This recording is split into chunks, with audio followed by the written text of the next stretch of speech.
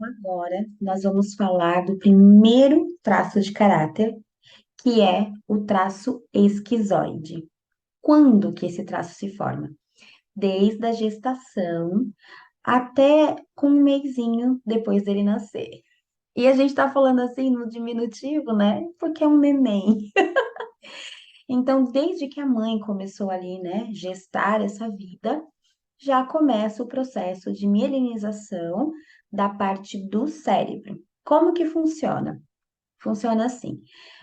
A criança não tem capacidade de entender como que funciona o mundo externo da mãe, mas o mundo da mãe vai afetar a criança. Como que é o mundo do bebê?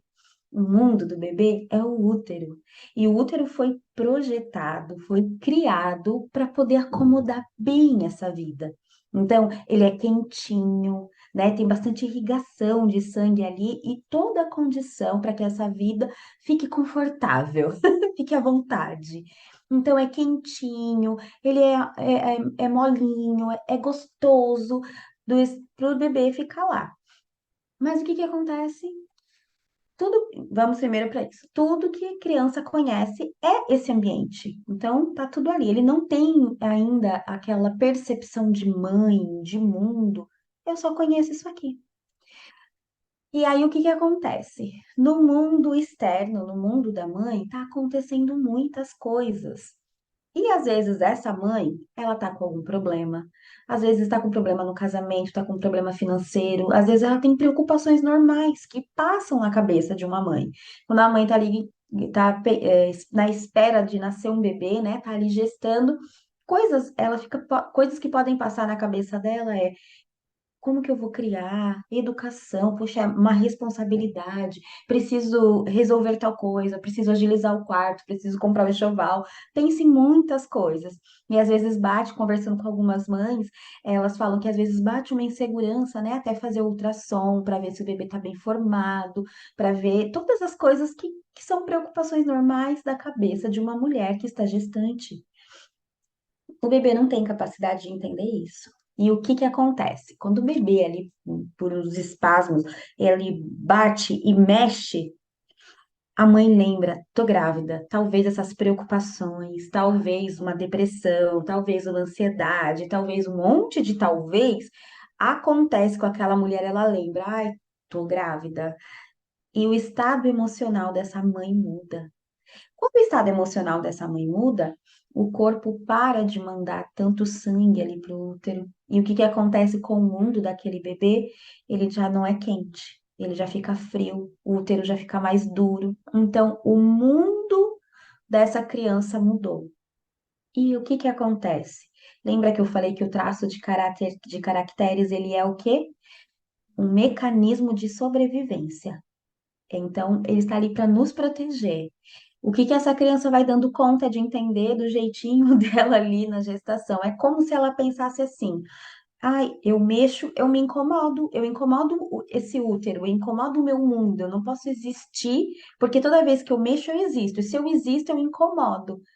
Ficou gravado, aí vai gravando, o cérebro vai gravando, o cérebro não mexe, não mexe, não mexe. Ele se sente rejeitado.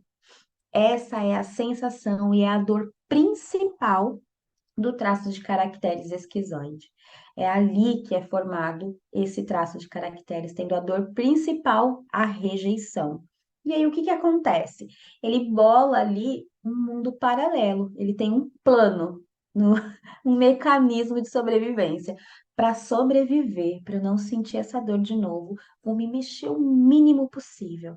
Então, ele manda toda a energia, os impulsos elétricos ali da parte da minimização para a cabeça e ali ele cria um mundo paralelo. A criatividade nasce ali, a imaginação. O esquizoide, ele tem uma imaginação muito grande. Então, fica ali no mundo da cabeça dele, ele vai criando mundos para que ele não lide com a realidade. A realidade é que quando ele se mexe, o útero contrai. Então, o que que ele fala? O que que ele pensa? Se eu me mexo, o mundo fica pior? Não, não posso existir do meu jeito. E aí, pensando no traço de caráter do caracteres puro, purinho, como que seria o corpo dessa pessoa? Se toda a energia está mandando para a cabeça, é como se o corpo não pudesse existir e não fosse importante. Essa pessoa vai ter uma cabeça grande, testinha, ressaltada, porque para ela o mais importante é isso, é a lógica. Eu vou te falar como que essa pessoa vai ser, mas o formato do corpo é esse. Vai vendo aí se você está se reconhecendo, tá? Ah, e vamos lembrar que quando eu falei da rejeição, não é, vou lembrar de novo, não é que a mãe teve intenção de rejeitar a criança, foi o jeito que a criança percebeu o mundo dela, tá? E às vezes a criança percebe mais ou menos, por isso que a gente mede para saber qual é a porcentagem que você tem dessa dor. E também da criatividade, da imaginação, né, do seu recurso. Então, o corpo é esse, é um corpo, ele é magrinho ou pontudo, cheio de osso. Sabe a pessoa ossuda, que tem os ossos aparentes? Porque o que que acontece? Para um esquizoide, as coisas acontecem aqui, ó, na cabeça, na imaginação. Se o corpo não tem muita importância, ele vai ser mais mirradinho mesmo. Conhece algum magrinho de dar dó? Sabe aquele magrinho que você fala, se eu abraçar, eu quebro? Pois é, talvez ele tenha muito do traço esquizoide. Os olhos vão ser uns olhos grandes, esbugalhados, às vezes meio desfocado. A maioria dos esquizoides usam óculos. E aí ele é como se ele olhasse para você, mas ele tá olhando para você, mas não tá olhando. É como se estivesse assim, olhando para lá, mas ele tá olhando para você.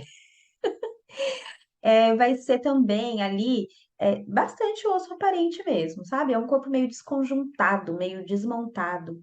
Um personagem de desenho que a gente vê bastante esquizoide, ele se chama Megamente. Já conhece esse personagem? Ele tem um baita cabeção e um corpinho bem magrinho. É, ele tem bastante esquizoidia. Qual que é o funcionamento? Então, essa pessoa, ela vai viver o mundo do jeito dela, vai ser uma pessoa criativa, com imaginação, não vai gostar de contato físico. Essa pessoa, ela vai ser racional, é aquele tipo de pessoa que, assim, você começa a contar a história, ela já sabe. Ela começa a assistir um negócio, ela já ganhou. O raciocínio dela é muito rápido. Então, não precisa de muitas palavras para que ela entenda. Se você tem bastante esquizoide, você já entendeu esse vídeo já quando eu estava explicando, sabe? Sobre os traços, aí você, entendi, então eu tenho um cabeção. Você já fez esses cálculos rápidos, então não tem muita paciência. Quando essa pessoa, o esquizoide dessa pessoa está na dor, está vivendo a dor da rejeição, ela vai rejeitar o ambiente para não ser rejeitada. Então pode ser que ela seja uma pessoa ácida, aquela pessoa que dá uma assim, é, pode ser que sim. Mas quando ela está usando o seu potencial, o seu poder imaginativo, a sua criatividade no recurso, ela está bem para isso, ela vai ter ideias fora da caixinha. Vai ser uma pessoa criativa para achar a melhor solução para as coisas. Ele vai conseguir, com rapidez, discernir a lógica das coisas. Por isso que é muito importante a lógica das coisas, que ele é um traço muito lógico. Vamos lembrar que nós temos os cinco, então ninguém é somente esquizoide, ninguém é somente nenhum dos traços, nós temos essa mistura. Mas você se reconheceu aí? Essa pessoa não gosta muito de abraço, essa pessoa não gosta muito de contato físico, não gosta de muita multidão. Ela gosta mais de ficar no cantinho dela, mas assim, lendo, sabe aquela pessoa que tá ali com os livros? Sempre tem esquizoidia alta, que gosta de estar vendo filme, vendo série e assistindo. Ela é no mundo, sabe? Quando fala, fulano tá no mundo da lua, se aplica muito ao traço esquizoide. Então, aqui ele é até distraído, tá? Se tivesse uma música para poder definir o esquizoide, seria aquela música lá que diz assim: ando meio desligado, eu nem sinto os meus pés no chão. Pés pra quê? Se tem cabeça? Esquizoide não vê muito a funcionalidade no corpo. Então, ele também tem pouca energia no corpo, energia física mesmo, sabe? Todo o potencial dele tá aqui, ó, na cachola. E aí, fez bastante pontos? Conhece alguém assim, que gosta de ficar no seu cantinho e que anda com a cabeça no mundo da lua? Me conta quantos pontos você fez, se você se identificou e se você já tem seu gráfico, quanto que você tem de esquizoide. Coloca no grupo que vai ser muito legal. E vamos falar do segundo traço, que é o traço oral.